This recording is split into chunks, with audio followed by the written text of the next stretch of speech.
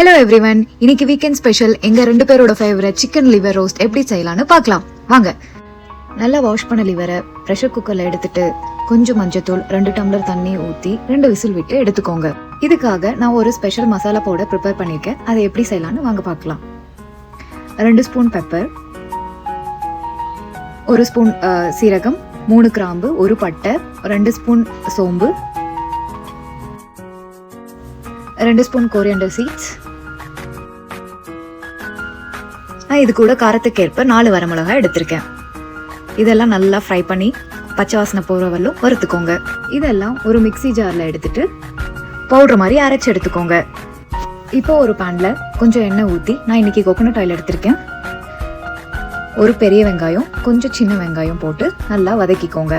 அது கூட 3 பச்சை மிளகா, நீங்கள் காரத்துக்கேற்ப தேவையான அளவு போட்டுக்கலாம். கொஞ்சம் கருவேப்பிலை, இது 3ஐயும் நல்லா போட்டு வதக்கிக்கோங்க.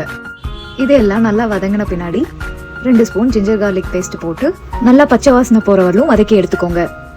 ஒரு தக்காளி, கொஞ்சம் உப்பு போட்டு நல்லா வதக்கி எடுத்துக்கோங்க.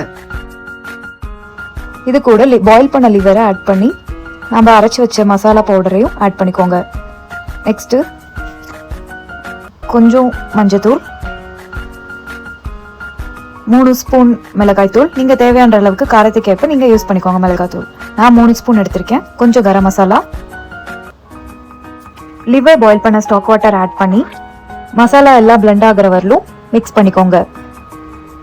தண்ணி ட்ரை ஆனதுக்கப்புறம் கொத்தமல்லி தலை போட்டு இறக்கி வச்சிட்டிங்கன்னா லிவர் ரோஸ்ட் ரெடி. நாங்கள் இன்னைக்கு பரோட்டா கூட ட்ரை பண்ணி பார்த்துருந்தோம். சூப்பராக இருந்தது. உங்களுக்கு இந்த ரெசிபி பிடிச்சிருந்தா கண்டிப்பாக ட்ரை பண்ணி பார்த்துட்டு கமெண்ட்ல சொல்லுங்கள் எப்படி இருந்ததுன்னு.